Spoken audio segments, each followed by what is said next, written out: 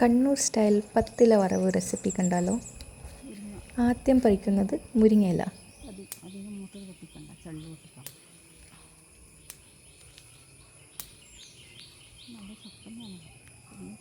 മുരിങ്ങയില തീർന്നു. അടുത്ത പച്ചില തപ്പി നടക്കുവാണ്.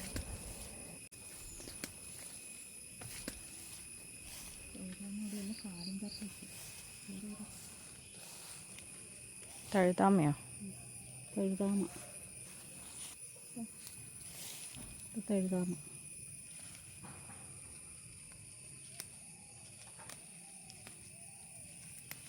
ഇതാണ് തഴുതാമ. അതിൻ്റെ പൂക്കണ്ട. ഇതിങ്ങനത്തെ പൂവുണ്ട. ഇതാ ഈ പിങ്ക് പൂ. ഇതാ വിത്താ പോയി പൂക്കണ്ട. ചീര എന്താ ചീരയാന്ന് എനിക്ക് ഇതൊരു വറക്കുന്ന ചീര തന്നെയാണ്. അതിൻ്റെ പേരെന്താന്ന് ശരിക്കും എനിക്ക് അറിഞ്ഞൂടാ. വിത്ത് ഉണ്ടായി. നമ്മളെ ചുവന്ന ചീരനെ പോലെ അരി കെട്ടിയിട്ടുണ്ട. അങ്ങനെ കാണിച്ചേ. അരിയണ്ട അതിന്. എന്ത് ചീര? പൊന്നിച്ചീരാന്ന് എന്തോ അതിന് പറയല്. പേര് വ്യക്തമായിട്ട് നോക്കട്ടെ. എന്തെങ്കിലും വെള്ളപ്പൂ ഉണ്ട് കേട്ടോ. അത് കണ്ടോ? പയറിൻ്റെ ചപ്പ കാണുന്നുണ്ടോ? പയറിൻ്റെ വള്ളിയാണ്. പയറിൻ്റെ ചപ്പ്. ചേനച്ചപ്പ്. ചേനയുടെ ചപ്പ്.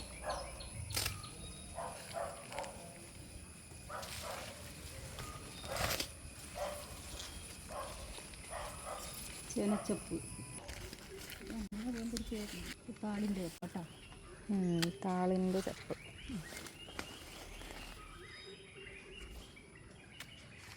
ഇതെന്നാ വെള്ളംകുടിയൻ. ഇത് വെള്ളംകുടിയൻ. പക്ഷെ ഇത്തണ്ട് എന്നും പറയും, വെള്ളംകുടിയൻ എന്നും പറയണ്ട. ഇതും വെക്കും. ഇതും വെക്കും പോലും പറയും. എന്നാണ് ചൊറിയുന്നതല്ലേ അത്? അതന്നെ. അത് തൊട്ടാ ചൊറിയും. അത് അതെന്നാണ് ഇത് വേളിയാ മറ്റാണ്. ഇതിനെന്നാ പറയാന്ന് എനിക്ക് വ്യക്തമായിട്ട് അതിൻ്റെ പേര് ശരിക്കും അറിയില്ല.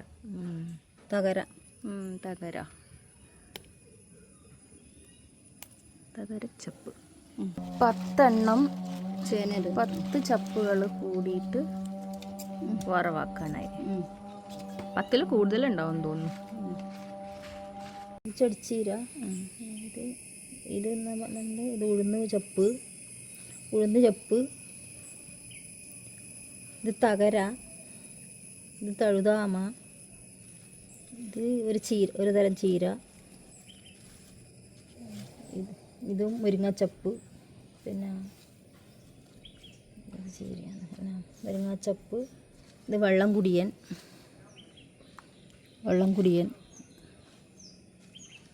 പിന്നെ വേറെ മറ്റൊരു ചപ്പരത്തിൽ ഇതൊരു ചീര. ഇത് വേളാന്നാ പറയുന്നത്. വേളിയാന്ന് തോന്നുന്നു. പിന്നെ ഇത് താളിഞ്ചപ്പ്. പിന്നെ ചേനച്ചപ്പ്. എല്ലാം കൂടി ഒരു 10 ചപ്പായി കാണും അല്ലേ?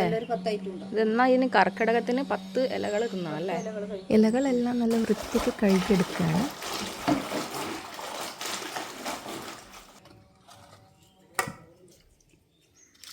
വറവാക്കാൻ വെളിച്ചെണ്ണയിൽ ആദ്യം അരി വറുത്തെടുക്കണം.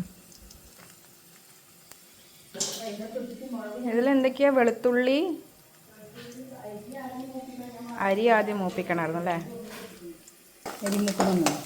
അരി പൊട്ടിത്തുടങ്ങുന്ന സമയത്ത് വെളുത്തുള്ളി ചേർക്കണം. അതുകൂടാതെ വറ്റൽമുളകും.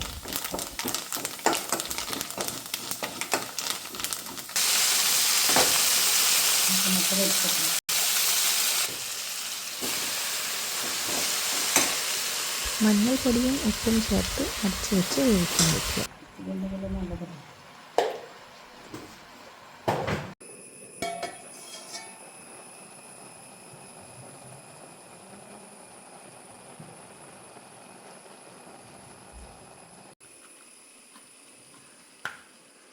കുറച്ച് ചുരണ്ടിയ തേങ്ങ ഇട്ടാൽ വറവ് റെഡി.